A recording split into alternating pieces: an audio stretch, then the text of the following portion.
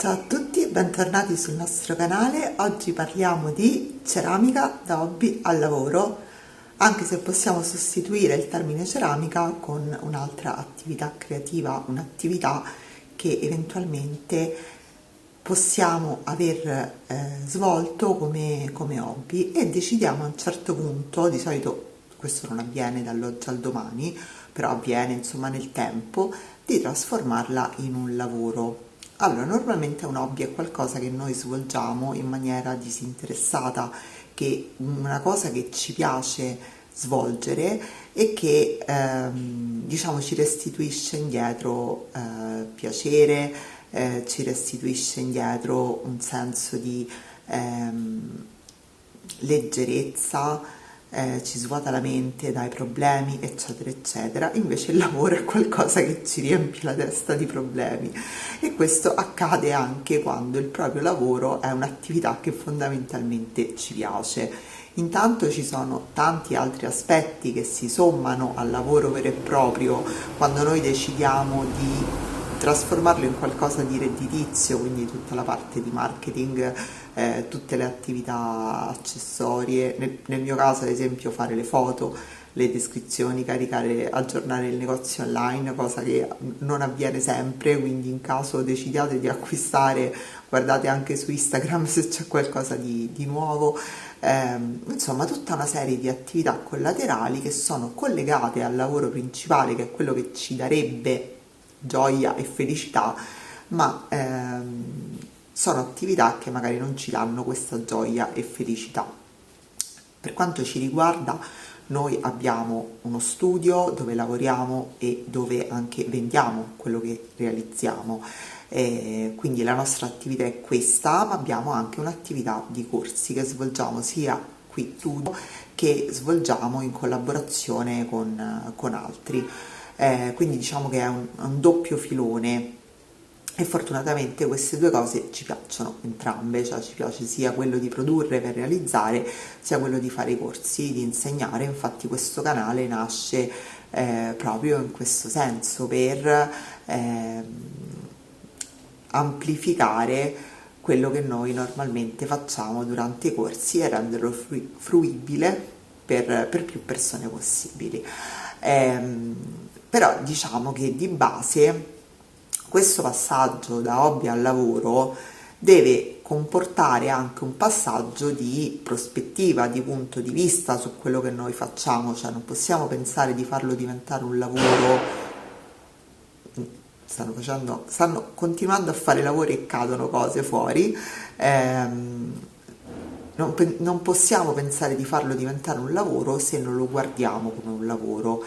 Quindi qualche giorno fa, parlando con una persona, questa persona mi ha detto: mi piace fare delle cose creative, ma non so come fai, perché ci sono dei giorni in cui magari non ti va di farlo, o insomma è sempre leggero, è sempre piacevole. E a me ha fatto piacere questa conversazione, perché di solito quello che si crede è che facendo questo lavoro tutte le nostre giornate sono occupate o dal fare, diciamo, dipingere, scolpire, modellare, eccetera, eccetera, o dal non fare niente, perché quello che facciamo, il nostro lavoro creativo, arriva solamente nel momento in cui ci arriva dal cielo un'ispirazione divina.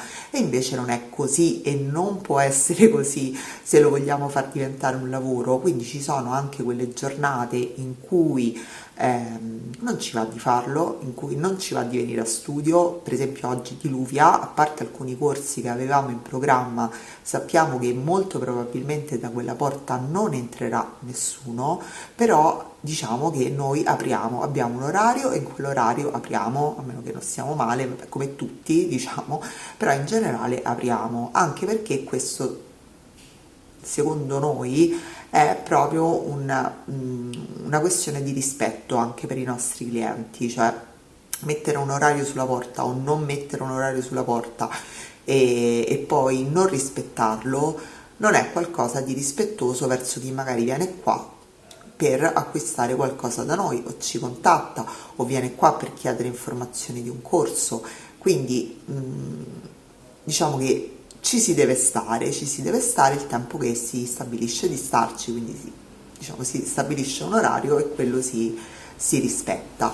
In questo passaggio appunto da hobby a lavoro, io direi infatti che le caratteristiche principali a cui dobbiamo ambire sono la determinazione e l'autodisciplina ferree, soprattutto perché all'inizio non sarà rose e fiori. Noi magari abbiamo in mente degli esempi, un po' alla latina, degli exempla di gente che dal nulla così è diventata super famosa, super celebre nel suo campo, in campo artistico, ma non è sempre così. Questa è una piccola percentuale di persone, perché per il resto c'è tutto un duro lavoro che magari all'inizio sarà anche frustrante, non porterà i propri frutti, eccetera, eccetera, e quindi diciamo che noi dobbiamo essere pronti a quello, dobbiamo essere pronti a quello e dobbiamo essere pronti ad andare avanti. C'è chi in questa fase decide magari di buttarsi su qualcosa di più commerciale. Per quanto mi riguarda è una scelta lecita finché diciamo non si iniziano a produrre cose protette da copyright per cercare di vendere. Noi abbiamo scelto un'altra strada. Io sono convinta che dal punto di vista della lungimiranza sia più valido, cioè continuare a fare quello che noi proponiamo e rafforzare la nostra immagine su quello che noi proponiamo, che è quello che noi facciamo, perché è quello che noi sentiamo. Anche perché personalmente già c'è tutta questa serie di cose accessorie che non sono proprio le mie preferite, quelle burocratiche, quelle di marketing, eccetera, eccetera, e quindi se io mi dovessi anche sedere al tavolo ogni mattina a fare qualcosa solo perché è popolare online, uno stile definito, eccetera, eccetera, non lo farei. Piuttosto allora andrei a fare qualcosa che sicuramente mi porta soldi, mi annoia come fare